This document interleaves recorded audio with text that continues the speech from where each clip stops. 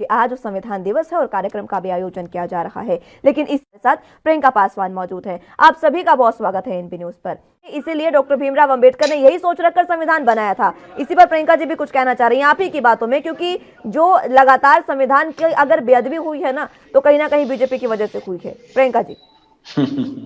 जी, actually ये देखिए, अगर संविधान को बीजेपी वाले बहुत अच्छी तरीके से मानते तो अगर आप जब से ये लोग आए हैं तो संविधान को इतना तोड़ा मरोड़ा गया है, और जिसमें से 338 का जो हम लोग को दिया हुआ है, इसमें एससी एसटी का जो इनको दिया हुआ अधिकार दिया हुआ है, लेकिन ये तो अधिकार दिया हुआ है, तो छोड़िए कि अधिकार मिलेगा या नहीं मिलेगा, लेकिन बात ये है कि जीने का अधिकार भी, सम्मान का अधिकार भी, ये सारी चीजें इन लोगों ने छीन के रख दी है। मॉब लिंचिंग, कहीं भी उठा के पीट देना, कहीं भी किसी को पीट देना, मुस्लिमों को पीट देना, दलितों को पीट देना। जी, मैं मेरी टीम से अपील करूंगी कि वो आवाज को ठीक करें।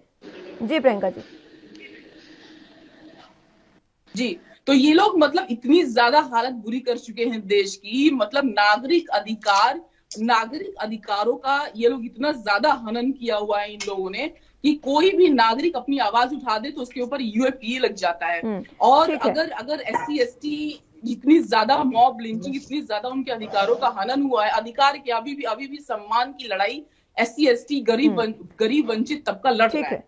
तो बिल्कुल ये बातें अहम बातें हैं प्रियंका जी आपकी, जिस पर मैं आगे भी चर्चा करूंगी। मैं अगर देश का विद्यार्थी ठीक है आपकी बातों में चंद्रमोहन जी, प्रियंका जी कुछ कहना चाह रही है, मैं जानना चाहूंगी उनके पास, क्योंकि उनसे इस बात का जवाब जानना बहुत जरूरी है। प्रियंका जी, आप ही से जानना चाहूंगी, बीजेपी कांग्रेस पर आरोप लगाती है, कांग्रेस बीजेपी पर, लेकिन क्या वाकई संविधान को किसी ने समझा है आज की राजनीतिक पार्टियों ने? जी मैडम, आज तक संविधान को ये दोनों ही पार्टियां, अगर मैं कहूँ कांग्रेस अगर चाहती तो देश इतना ज्यादा विकसित हो जाता, और आज भी गरीब और अमीर में इतना ज्यादा जो खाई बनी हुई है वो चीजें खत्म हो जाती। लेकिन कांग्रेस ने भी एससी वर्गों को सिर्फ और सिर्फ अपने वोट बैंक की तरह यूज किया, और इन लोगों ने अगर भी हमारा देखिए मैडम, अगर देश विकसित राष्ट्र किसको माना जाता है? विकसित राष्ट्र उसको नहीं माना जाता है कि सिर्फ कुछ लोग विकास करके, कुछ पूंजीपति विकास करके, कुछ मिडिल क्लास चले गए ऊपर। विकसित राष्ट्र को माना जाता है कि जो वहां का सबसे गरीब और वंचित वर्ग है, अगर उसको भी रोटी मिलती है, सम्मान पूर्वक जीवन मिलता है, अच्छी पढ़ाई, अच्छी एजुकेशन मिलता है, ढंग से चैन से रह सके, और संविधान ये सबको प्रावधान देता है कि वो उसका मूल अधिकार है, कोई भी किसी के ऊपर वो कोई दया नहीं करता है। बिल्कुल। लेकिन इन लोगों ने अपने कांग्रेस में भी, मैं बोलूंगी कांग्रेस में भी, अगर सच में अगर कुछ किया होता, ढंग से कुछ काम किया होता, तो अभी जो बीजेपी वाले इसका इतना ज्यादा मिसयूज कर रहे हैं, तो शायद इतना वो नहीं कर पाते, और अभी एक तबका इतना खड़ा हो जाता कि अपने आप में वो एक होता कि दुनिया में एक मैसेज जाता कि एक इंडिया है जहाँ कॉन्स्टिट्यूशन के बल पे सारी चीजें हुई, और आज वहां का 85, आप बताइए 85% पॉपुलेशन, मोदी जी ने खुद बोला कि 80 करोड़ परिवारों को वो 5 किलो अनाज देंगे। इसका मतलब क्या होता है? इसका मतलब यही होता है कि हमारे 80 करोड़ लोग परिवार गरीब है। बिल्कुल। और तो ये भी तो देखिए ना, ये भी है कि ये लोग ने अपना हित साधा है। प्रियंका जी, ये भी समझने वाली बात है ना। देखिए, संविधान जो है उन्होंने भी इसी तरह यूज किया, लेकिन बिल्कुल। लेकिन प्रियंका जी, इसमें समझने वाली बात तो ये है ना, देखिए संविधान हमें एक अधिकार देता है, मौलिक अधिकारों में आता है अभिव्यक्ति का अधिकार, आप अपनी बात रख सकते हैं। लेकिन मैं आपके पास आना चाहूंगी शुभेंदु जी, मैं आपसे ही जानना चाहूंगी, आज के समय में प्रधानमंत्री के अलावा क्या कोई अपने मन की बात कर रहा है पूरे देश में? क्या किसी को हक है कोई अपने मन की बात रख सके सबके सामने? मैं बिल्कुल अच्छी तरीके से कहूंगा, प्रियंका जी जैसे लोग जो केवल संविधान पर उंगली उठाकर और उससे नाराज होकर जिंदगी जी रहे हैं। संविधान पर उंगली नहीं उठाई जा रही है, यहाँ पर पार्टियों पर उंगली उठाई जा रही है। आज जो विषय है वो संविधान दिवस पर उनका पार्टिसिपेशन क्यों नहीं है, और उन्होंने उसको ही नहीं माना।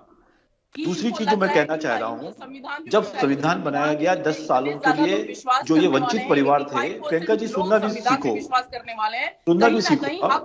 ये कुछ लोग बाकी कैसी बातें कर रहे हैं सर? देश बिल्कुल मैं कह रहा हूँ, देश सुन रहा है आपको सर, बिल्कुल सुन रहा हूँ। थोड़ी सी तो बात देखिए, प्रियंका जी ने क्या कहा, उन्होंने संविधान पर उंगली नहीं उठाई है, उन्होंने बीजेपी और कांग्रेस पर उंगली उठाई है, राजनीतिक पार्टियों पर। नहीं, बिल्कुल यही मैं कह रहा था अपनी बातों के अंदर, यही संविधान की सबसे बड़ी खूबी है कि अगर आज हम 4 आदमी इस डिबेट में बैठे हैं तो मेरी बहन ने अपना अधिकार के साथ संविधान का प्रयोग करते हुए अपनी बात भी रखी और सारे देश के अंदर दोनों सरकारों को सचेत भी करा। बिल्कुल, यही संविधान लिखने वालों ने रचा था और ये होना भी चाहिए। मैं अपनी प्रियंका बहन को एक बात कहना चाहूंगा कि जिस समय कांग्रेस को देश मिला था उस समय की बनावट को सजाते हुए 70 साल में कांग्रेस ने जिस जगह पे लाके, एक कमी तो ये है कि आप लोग हमेशा जो सोचते हैं कि हम ही लोग राज करने के लिए आए हुए हैं, हम ही लोग करेंगे और गरीबों और वंचितों की, माइनॉरिटीज की किसी की नहीं सुनेंगे। अगर आप लोग ही सचेत हो जाते तो इतनी ज्यादा मॉब लिंचिंग जो बीजेपी वाले कर रहे हैं, आप लोग से किसी को क्या दिक्कत था, लेकिन आप लोग इतने निष्क्रिय हो गए कि बिल्कुल गलत बात कह रही हैं आप प्रियंका जी। इस तरीके की बातों को ना करो तो ज्यादा अच्छा है। जाति से आता हूँ, मैं ओबीसी हूँ, मैं ओबीसी हूँ, मैं चाय बेचता हूँ, उस सबके ऊपर उन लोगों ने अपना। साथ में यहाँ ये कहना चाहूंगी, जो ये लोग बोलते हैं ना कि ये तबका जो पीछे रह गया है